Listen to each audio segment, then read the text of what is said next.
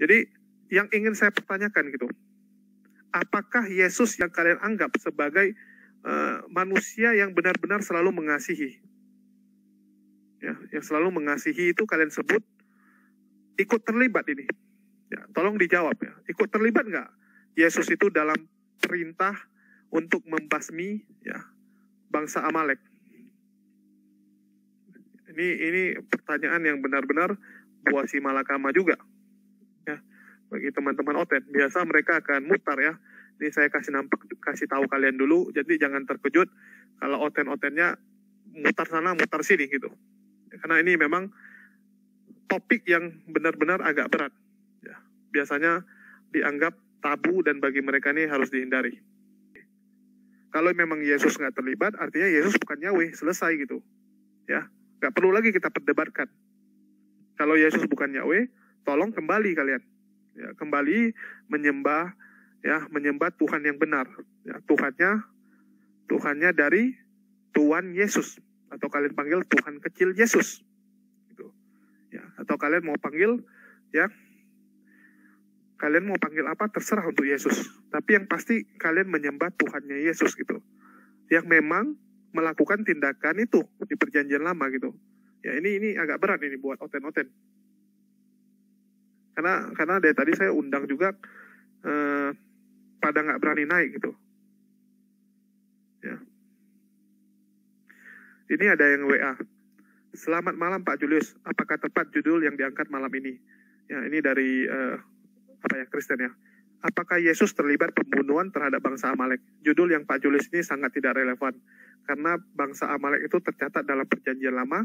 Pertanyaan saya, apakah nama Yesus sudah muncul dalam perjanjian lama? Ini jika judul skripsi tentu pasti akan ditolak. Karena judul sangat kontradiktif, bertentangan, dan tidak ada referensi buku-buku pendukungnya tidak ada. Demikian tanggapan saya gitu ya. Ya mungkin saya jawab aja nih Pak. Ya nggak masalah Pak. Saya kan bertanya Pak. Di sini saya bikin tanda tanya. Apakah Yesus terlibat? Ya saya bikin pertanyaan itu. Apakah Yesus terlibat dalam pembantaian Amalek? Kalau Bapak memang bilang saat itu nggak ada Yesus, belum ada nama Yesus, belum ada Yesus, ya udah tinggal bilang nggak ada. Artinya Yesus nggak terlibat. Ya Yesus nggak terlibat artinya Yesus bukanlah Yahweh. Ya artinya Yesus bukan Yahweh kalau dia nggak terlibat. Oke, ini ada Bang Alwan. Assalamualaikum buat Bang Alwan. Ya, waalaikumsalam warahmatullahi wabarakatuh. Ya, lanjut Kang. Bang Julius, lanjut. Ya, mungkin tadi saya udah ngomong juga Bang, ini karena tadi ada yang nge-WA ya. Ini dari pendeta sih. Yang nge-WA ini pendeta, dan dia termasuk sering nonton ya. Jadi beliau jarang mau naik ya, karena dia nggak pernah naik. Cuman setiap saya selesai live atau lagi live, dia nanggapi gitu, dari sisi Kristennya yang dia tahu gitu. Ya ini termasuk pendeta yang saya rasa narasinya itu enak gitu ya, enak untuk diskusi. Dia selalu menjawab berdasarkan dalil gitu. Jadi dia menjawab bahwa Yesus itu tidak relevan untuk dikaitkan dengan kejadian pembunuhan bangsa Amalek, karena itu di perjanjian lama dan Yesus saat itu belum ada. Yesus belum ada. Ya, apakah ini maksudnya Yesus belum ada ini artinya Yesus belum diciptakan? Ya, karena kalau yang namanya kita sebut ya, yang namanya Allah gitu, ya, atau yang kalian sebut Yahweh lah, atau YHWH gitu kan, namanya Sang Pencipta itu artinya apa? Sang Pencipta itu tidak diciptakan, ya, dia tidak diciptakan. Artinya dia sudah ada, ya, sudah ada duluan gitu. Sedangkan kalau dikatakan Yesus saat itu belum ada, artinya Yesus diciptakan karena belum ada. Tapi ada juga pendebat Kristen yang mengatakan bahwa Yesus sudah ada sebelum Abraham.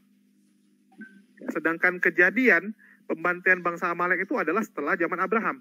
Ya, Israel adalah keturunan Abraham dari pihak Ishak gitu ya, dari pihak Ishak gitu. Jadi apakah ayat yang menyatakan bahwa Yesus sudah ada sebelum Abraham ini jadi nggak cocok gitu, kontradiksi gitu? Ya, ini bisa nggak dijelaskan gitu? Oke, mungkin ini ada Bang Bonar juga. Assalamualaikum buat Bang Bonar. Udah lama nggak muncul. Iya Bang, waalaikumsalam warahmatullahi wabarakatuh. Juga kepada Bang Alwan, selamat berpuasa. Semoga diridhoi oleh Allah. Makasih Bang. Amin ya robbal alamin, Bang Bonar. Bang kebenaran. Oke, mungkin Bang Bonar ya, karena ini pun mualaf Bang Bonar ya. Iya Bang, mualaf Bang. Jadi tapi kadang-kadang dibilang kalau mualaf itu kan para penista agama lama ya. Tapi sebenarnya kan nggak juga gitu, Bang. Kan kita berusaha pakai dalil ya. Oke. Jadi saya mau Halo? nanya nih Bang Bonar. Saya langsung aja ke pertanyaannya karena judul saya hari ini juga Putus ya? judulnya. Halo. Jaringan saya apa? Suara Bang Alwan mantap sih. Oke. Ya, jadi Suara saya, Bang? bagus Bang Bonar. Oke, jadi pertanyaannya gampang aja nih Bang Bonar. Apakah Yesus ya terlibat nggak dalam pembantaian bangsa Amalek? Oke, Bang. Saya share screen bisa ya, Bang ya? Silakan Bang. Oke, makasih, Bang. Silakan. Oke nih. Udah, Bang. Nah, jadi pertanyaannya adalah apakah Yesus terlibat dalam genosida pada Amalek ya? Nah, sebelumnya kita ke genosida dulu karena Yesus kan kita udah pada tahu ya. Jadi apakah ada genosida gitu? Di 1 Samuel 15:3 disebutkan bahwa jadi pergilah sekarang, kalahkanlah orang Amalek, tumpaslah segala yang ada padanya, dan janganlah ada belas kasihan kepadanya, bunuhlah semuanya, bahkan sampai hewan-hewannya. Itu ada di 1 Samuel 15:3. Nah ini termasuk kategori genosida ya, sehingga saya tidak sedang menuduh bahwa di Bible itu ada genosida atau tidak, tapi ini di 1 Samuel 15:3 termasuk dalam kategori genosida lah gitu.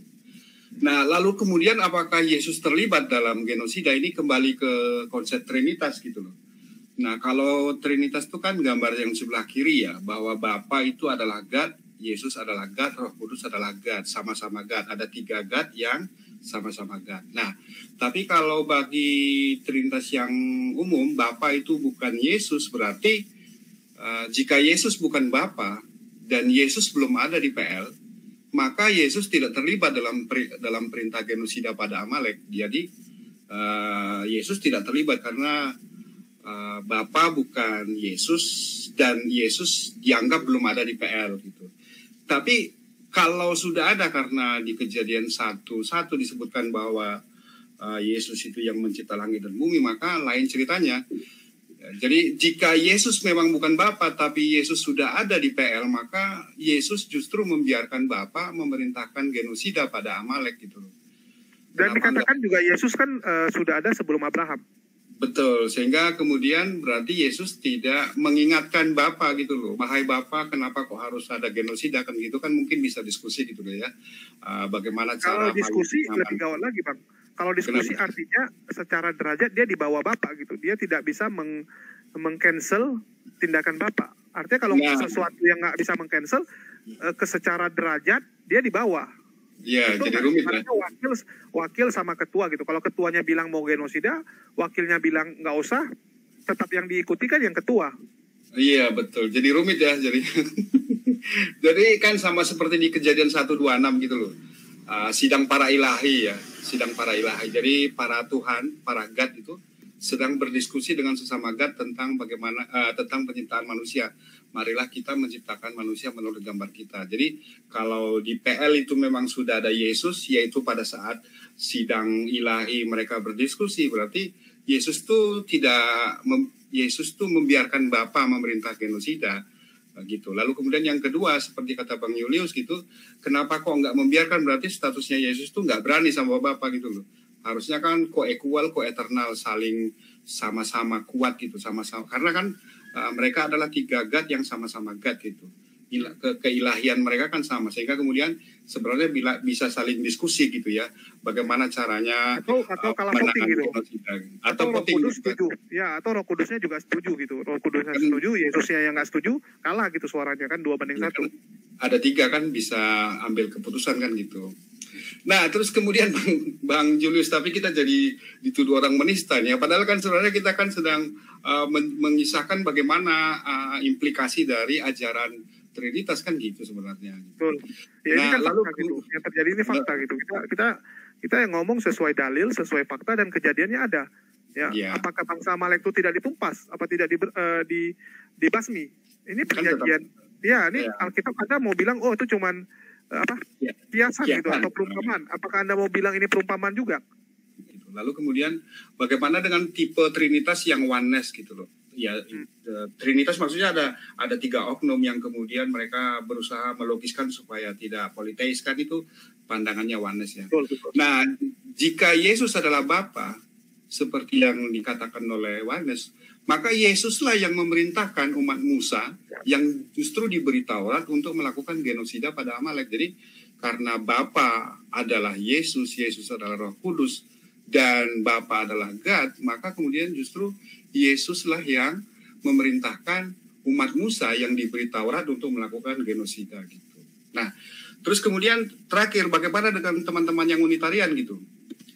Nah, kalau menurut Unitarian kan bahwa Trinitas itu kan konsep yang salah ya, bahwa Trinitas itu konsep yang salah, sehingga lain ceritanya bagi teman-teman Unitarian gitu, lain ceritanya gitu. Jadi sebelum sampai kesimpulan tentang posisi Yesus dalam genosida, baik juga kalau kita cerita dulu tentang Trinitas yang salah menurut Bible gitu loh. Nah, kan gambar Trinitas kan seperti ini Bang. Jadi Bapa adalah God, Anak adalah God, Roh Kudus adalah God. Mereka 3 God yang sama-sama God.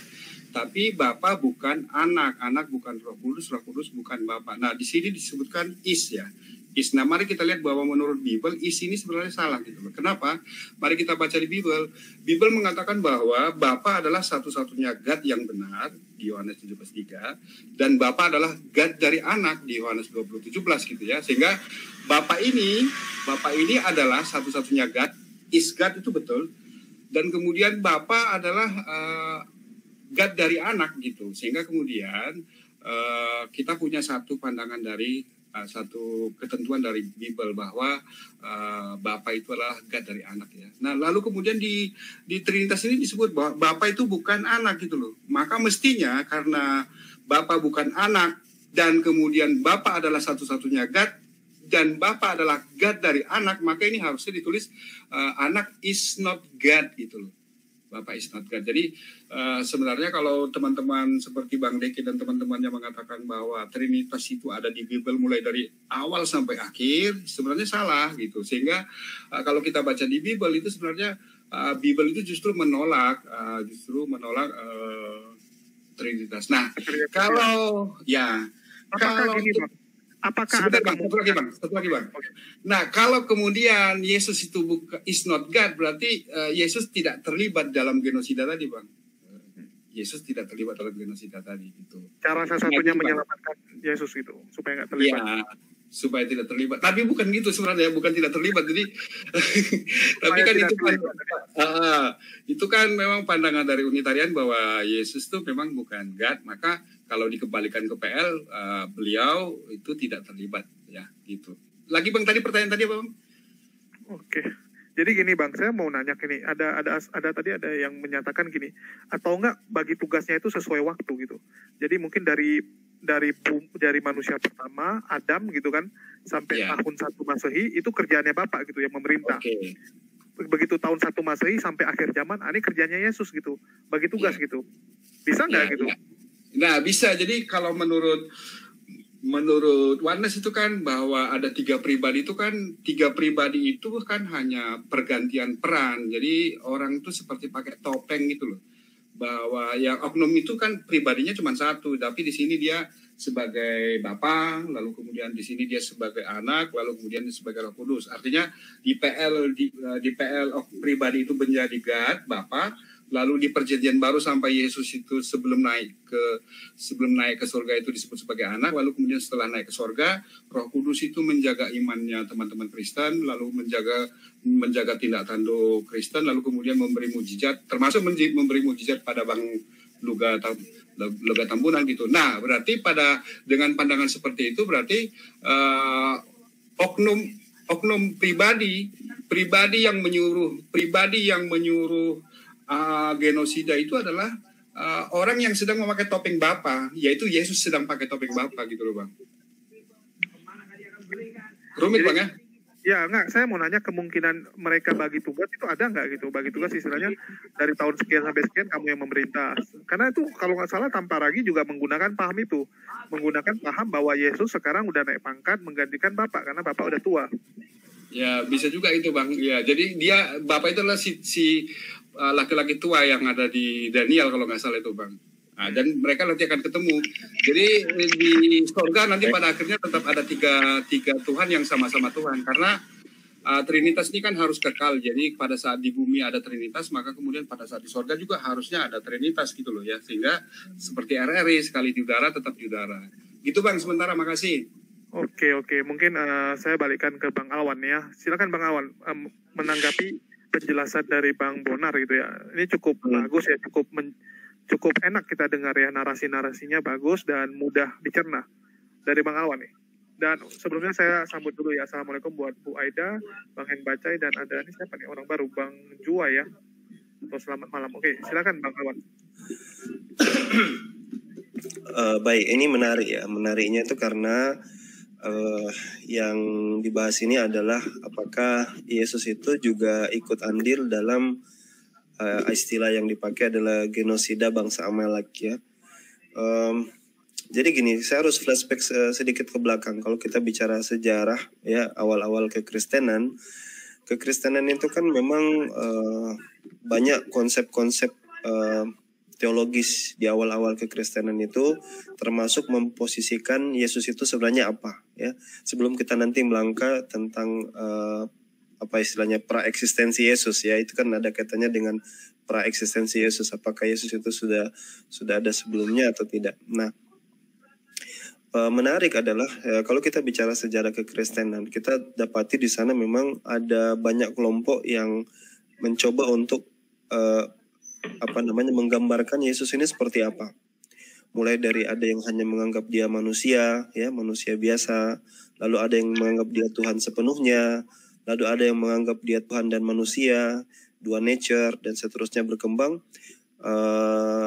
yang akhirnya sekarang yang beredar itu adalah konsep Trinitas ya, konsep yang kurang lebih secara kita bilang katanya majority atau mereka sebutnya sebagai ortodoksi. Nah, mayoritas ini kan mereka menganggap bahwasanya Yesus ini juga adalah bagian daripada Tuhan, jadi co-equal, co-eternal ya, jadi sama-sama sederajat dan sama-sama abadi ya, eternal. Nah, tapi kalau kita kembali ke sejarah, kita ingat ya, kalau tadi cerita pendeta yang diajak ngomong Bang Julius itu, dia nggak percaya Yesus ikut andil di situ, dia bukan orang yang pertama mengatakan itu. Kelompok Marcion ya, Marcion ini adalah kelompok Kristen yang dia itu memang menolak mentah-mentah perjanjian lama gitu. Karena ketika dia mendapati perjanjian lama dan dia menganggap bahwasanya Yesus di situ, Tuhan di situ terlalu barbar ya dalam tanda kutip, maka dia nggak mau terima perjanjian lama itu. Khususnya ketika membahas tentang pengepungan Yeriko ya, yang dilakukan oleh Yosua, itu sangat barbar kalau kita buka di situ ya. Ini mohon maaf, saya gunakan kata barbar karena memang ini istilah yang di dalam sejarah itu dikatakan seperti itu sendiri. Jadi di mana di sana diperintahkan seperti halnya bangsa Amalek, disuruh bunuh yang muda, yang tua ya, sampai kepada hewan-hewan yang tak bersalah juga dibantai semua. Nah, pada hakikatnya yang menjadi problematika adalah ketika mereka kemudian mulai menerjemahkan Bible ini dengan doktrin yang memang akan saling bertubrukan satu sama lain ya. Di satu sisi mereka itu harus mengimani bahwasanya Trinitas itu adalah menganggap bahwasanya Yesus itu sederajat juga dengan Tuhan. Padahal bapak-bapak gereja pertama, bahkan Tertullianus sendiri ya, sebagai seorang yang boleh dikata penemu kata Trinitas ya, kalau saya boleh katakan begitu, itu tidak menganggap sama. Makanya kan ada di dalam kelompok kekristenan itu namanya subordinate ya, atau Tertullianus juga termasuk penganut subordinate ini. Saya nggak tahu kalau Indonesianya apa, tapi intinya bahwasanya Yesus itu inferior, dia agak di bawah daripada Bapa.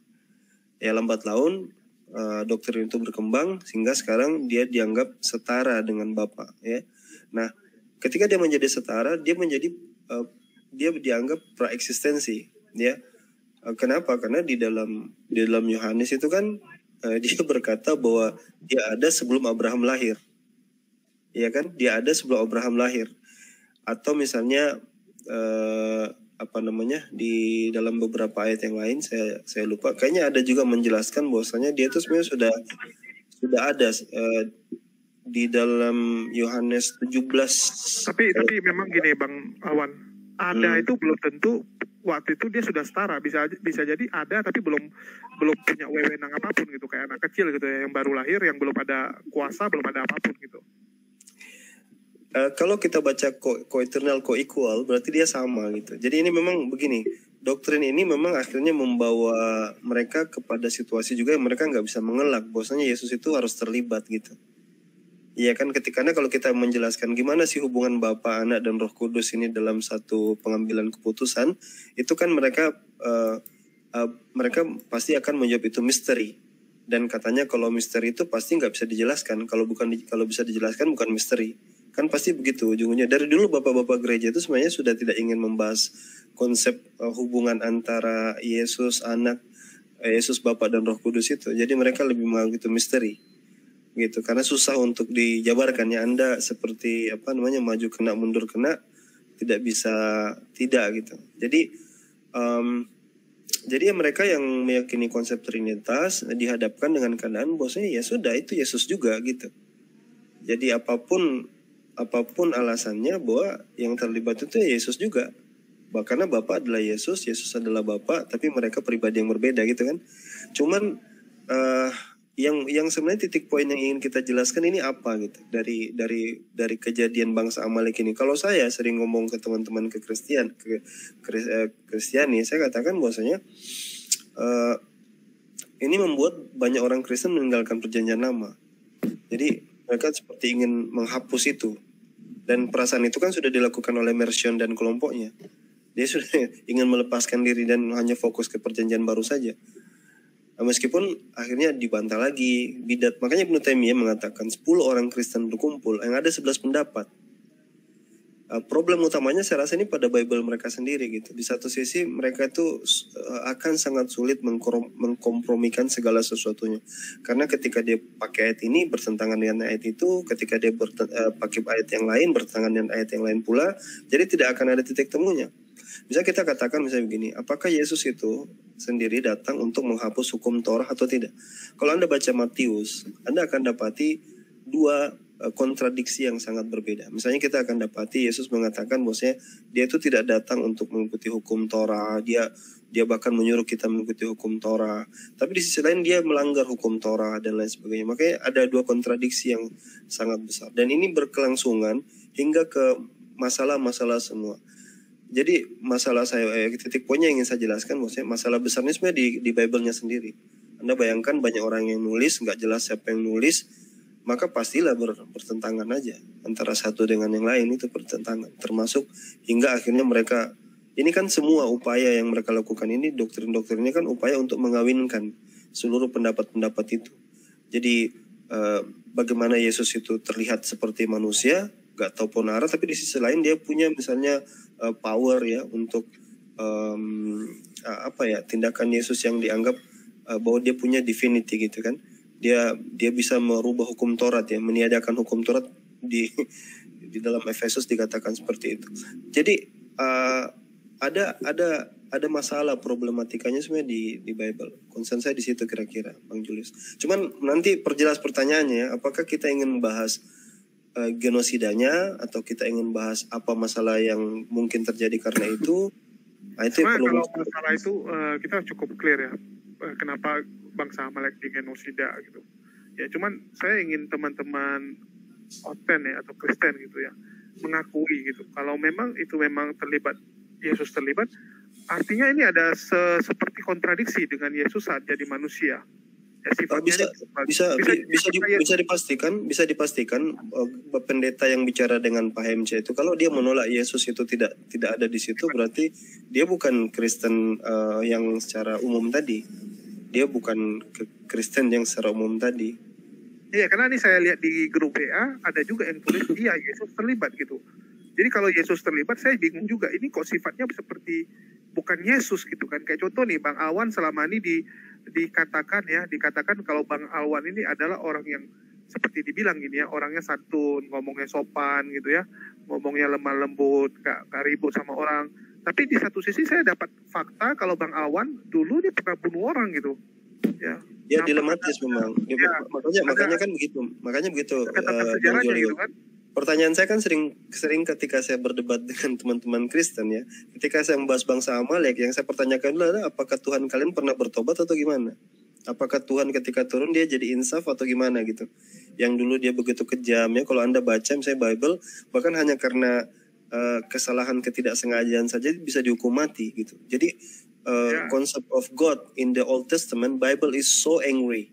Jadi di dalam Old Testament itu gambaran Tuhan itu sangat pemarah, sangat brutal, dikit-dikit langsung. Dikit-dikit Termasuk langsung. orang ya kayak mengangkat tabut perjanjian, salah angkat bisa mati gitu. Oh iya, Salah kalau kita mati juga gitu. Iya, bagaimana misalnya hukum anak-anak yang berzina itu bisa dibakar misalnya. Kemudian ada yang hukum bakar itu kan ada di dalam perjanjian lama misalnya kan. Kemudian hukum membantai hukum yang jadi saya pikir kalau kita baca itu bahkan kata bunuh itu jauh lebih banyak ya, membunuh itu di dalam Bible itu sendiri. Nah kemudian ketika dia di perjanjian baru itu ada gambaran yang seperti yang tadi Bang Julius katakan itu tadi, seperti dia berbeda gitu kan. Apakah Tuhan menyesali perbuatannya atau seperti apa? Nah, itu kan yang biasa saya tanyakan gitu. Kalau saya. Ini satu pernyataan yang saya agak bingung ya. Mas Awan, kamu nggak tahu bangsa Amalek itu musuh gitu. Ini musuh bagi orang Israel, iya. Tapi apakah mereka ini musuh bagi Allah? Saya bingung juga itu. Mereka bukannya ciptaan gitu, ciptaan dari Tuhan yang sama, atau mereka ini bukan ciptaan Tuhan gitu, ciptaan dari orang lain. Bukannya semua manusia itu harusnya punya ini ya, punya punya derajat yang sama. Mungkin yang membedakan ada anak emas, ada anak yang ini biasa gitu. Seperti orang tua ya, mungkin ada anak emasnya, yang lain anak biasa. Tapi ini kan semua ciptaan gitu. Bukan. Kalau misalnya gini, kalau dia katakan tadi Amalek itu musuh, iya musuh. Tapi kalau misalnya itu pun dianggap musuh, maka yang bayi-bayi yang tidak bersalah itu ngapain dibunuh? Misalnya hewan-hewan yang nggak ada salahnya, kenapa harus dibunuh gitu? Itu kan juga yang dikategorikan sebagai Tuhan yang dalam tanda kutip mohon maaf oleh para pembaca di barat sana bahwasanya the Old Testament is the God angry, the angry God ya, Tuhan yang pemarah. Itu karena itu tadi yang tidak proporsional memberikan hukuman gitu. Kok bisa misalnya saya pernah ngomong sama satu orang Kristen itu, Amalek itu raksasa katanya, itu keturunan raksasa gitu kan.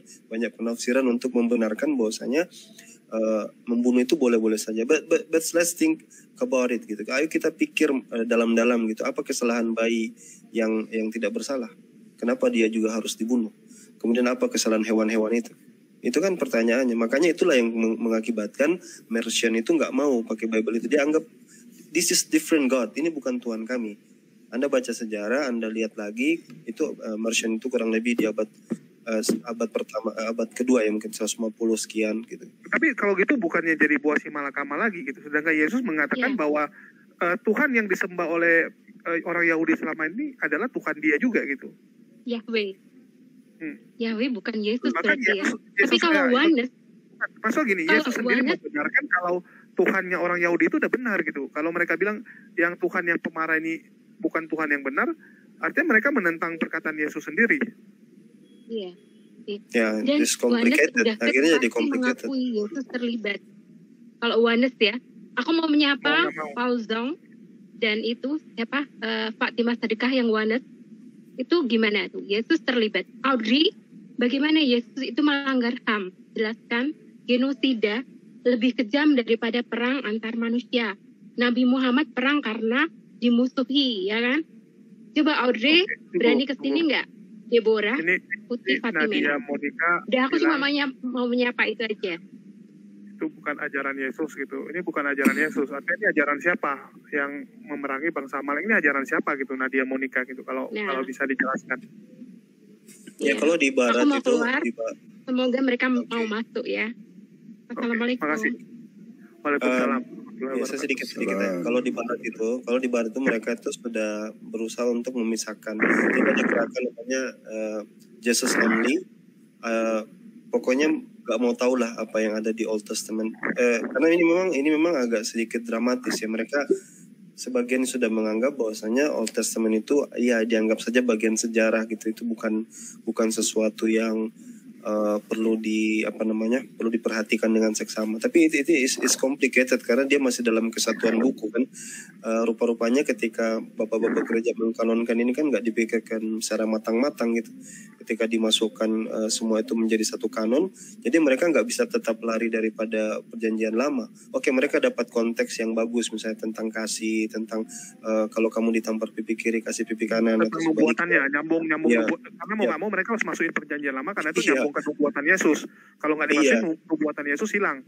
Iya betul, makanya jadi seperti menurut saya sesuatu yang absurd. Di satu sisi mereka perpuluhan ditarik diambil dari perjanjian lama, nanti yang nggak cocok dibuang. Kemudian pokoknya ini memang kalau saya katakan permainan pilih-pilih ya.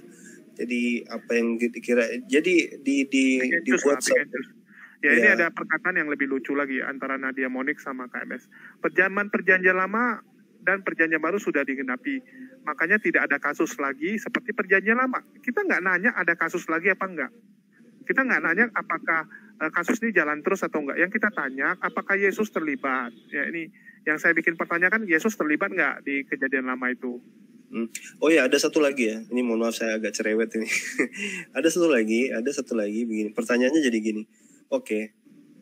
Kalau misalnya Yesus sudah turun ya di perjanjian baru, pertanyaan pertama adalah, apakah Tuhan insaf atau tidak dengan apa yang dilakukan di perjanjian lama? Ada beberapa orang mengatakan itu kan, Tuhan menyesal gitu. Ya Tuhan. Terus yang kedua, apakah ya sudah, memang yang penting kan sudah tidak ada lagi di perjanjian lama. Sebenarnya, saya ingat jadi kata-kata bintang ini ya, satu seorang stand up komedi ya, enak banget hidup lo ya. Jadi kalau yang di perjanjian baru, yang di masa perjanjian baru, mereka enak-enak saja gitu. Dapat kasih, diselamatkan gitu. Gimana dengan manusia-manusia yang di zaman dulu gitu? It's not fair ya, nggak adil. Yang zaman dulu giliran salah dikit patok kayak kena tabok gitu kan. Langsung dibunuh, disiksa, segala macam. Yang zaman sekarang, enakan ini kan berbagi zaman. Jadi memang complicated gitu. Jadi memang ya sulit. Saya rasa kalau dijawab dengan menyatakan bahwa memang bagi shift kalau Bapak itu dari penciptaan Adam sampai dengan tahun pertama gitu ya, tahun pertama Masehi itu kuasanya Bapak. Dari tahun 1 Masehi sampai kiamat akhir zaman itu bagian Yesus gitu. Jadi terlepas dari lu senang nggak senang sama keputusan God yang satu lagi, ya lu nggak punya pilihan gitu, karena ini memang bukan shift kamu bekerja gitu. Itu bagaimana kalau sampai gitu? Iya. Oke, saya kasih kesempatan yang lain. Mendingan kalau gitu kan. Ya, maksudnya kalau memang bagi shift gitu ya, apapun yang terjadi, ini shift saya gitu. Kamu cuma boleh nonton gitu. Kamu boleh nonton, kamu boleh komplain, tapi kamu nggak ada hak untuk mengintervensi apa yang akan saya lakukan. Karena ini memang shiftnya saya gitu.